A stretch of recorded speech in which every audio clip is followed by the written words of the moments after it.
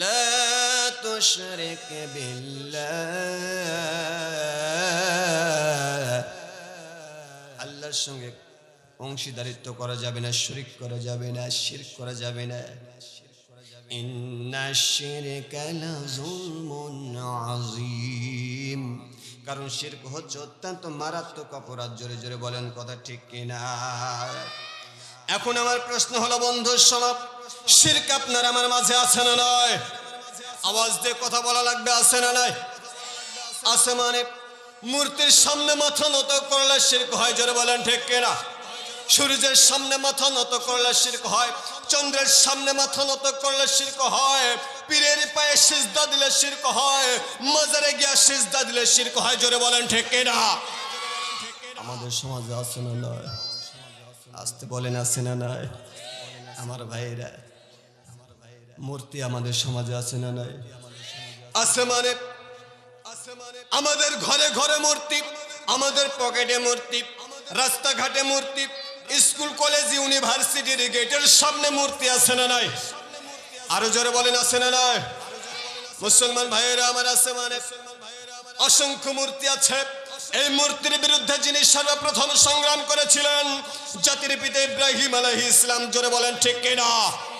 মূর্তির বিরুদ্ধে যিনি সর্বপ্রথম অবস্থান নিয়েছেন, তিনি ছিলেন জাতির পিতা ইব্রাহিম আলাইহিস সালাম। আর মূর্তির পক্ষে যিনি অবস্থান নিয়েছিলেন, তিনি হচ্ছেন নমরুদ। জোরে বলেন ঠিক কিনা? আজও যারা মূর্তির পক্ষে অবস্থান নেয়, আর নিঃসন্দেহে এদের সঙ্গে নমরুদের একটা সম্পর্ক রয়েছে। আর যারা মূর্তির বিরুদ্ধে অবস্থান নেয়, আল্লাহর কসম করে বলি, তারা হচ্ছে জাতির পিতা ইব্রাহিম আলাইহিস সালামের রূহানি সন্তান। জোরে বলেন ঠিক কিনা? বিধর্মীরা তাদের ধর্ম পালন করবে, আমাদের কোনো সমস্যা নেই, আছে নাকি? জোরে বলেন, আছে নাই? তারা মূর্তি বানাক, ওটি তাদের ধর্মের রীতিনীতি, ওরা বানাক, আমাদের সমস্যা নেই। আমরা যদি সম্ভব হয় তাদেরকে সঠিক দিনের বুঝটা দিয়ে যদি ফিরিয়ে আনা সম্ভব হয়, আমরা ফিরিয়ে আনবো। জোরে বলেন ঠিক কিনা? কিন্তু মুসলমান হওয়া মূর্তি তৈরি করবে, মূর্তির পক্ষে কথা বলবে, নিঃসন্দেহে নমরুদের অনুসারী। জোরে বলেন ঠিক কিনা? আরে নব্য নমরুদ। আমার ভাইরা, মুসলমান কখনো মূর্তির পক্ষে কথা বলতে পারে না। পারে? পারে ভাই? পারে? পারে না। ঈমান থাকে? আমার ভাইরা, এক কথায় চন্দ্রের সামনে মাথা নত করলে শিরক হয়, সূর্যের সামনে মাথা নত করলে শিরক হয়, পীরের পায়ে সিজদা দিলে শিরক হয়, মাজারে গিয়া সিজদা দিলে শিরক হয়। একটা হুদহুদ পাখি বোঝে, কিন্তু একজন মাজার পূজারী বোঝে। সুলাইমান আলাইহিস সালামের নাম শুনেছেন আপনারা? শুনছেন? আল্লাহ সুবহানাহু ওয়া তাআলা এত ক্ষমতা, এত পাওয়ার দিয়েছিলেন তাকে। তার সিংহাসন ছিল 4 বর্গ মাইল ব্যাপী। তার সিংহাসন বাতাসের উপরে উড়ে উড়ে তিনি যেতেন।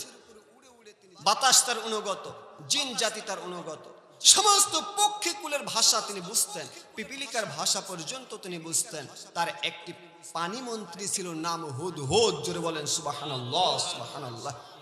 হুদহুদ আকাশে উড়া অবস্থায় বলে দিতে পারতেন মাটির কত গভীরে পানি আছে। জোরে বলেন সুবহানাল্লাহ, সুবহানাল্লাহ।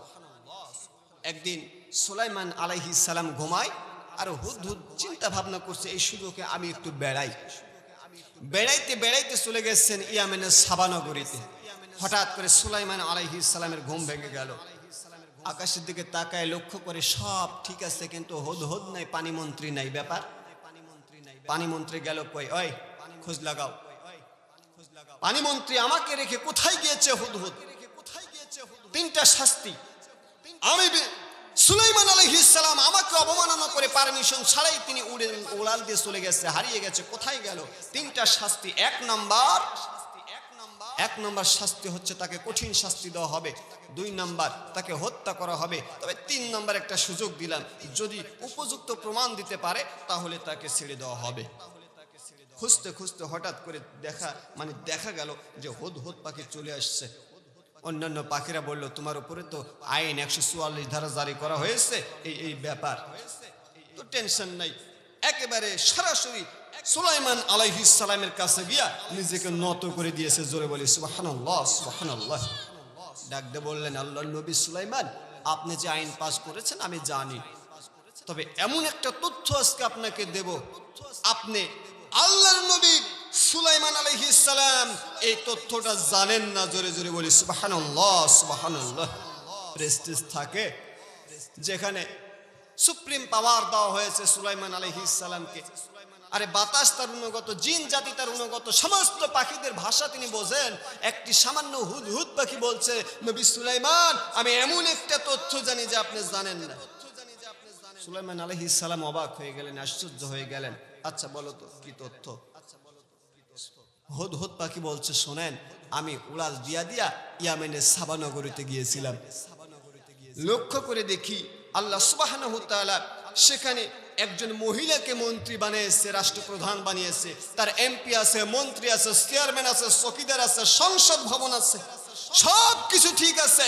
কিন্তু সে আল্লাহকে বাদ দিয়া সূর্যকে সিজদা দেয়। জোরে বলি না আউযুবিল্লাহ, আরো জোরে বলি না আউযুবিল্লাহ। আরে আল্লাহকে বাদ দিয়া সূর্যকে সিজদা দিলে শিরক হয়, একটা হুদহুদ পাখি বোঝে।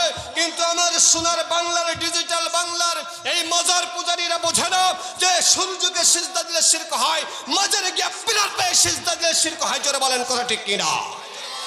আমার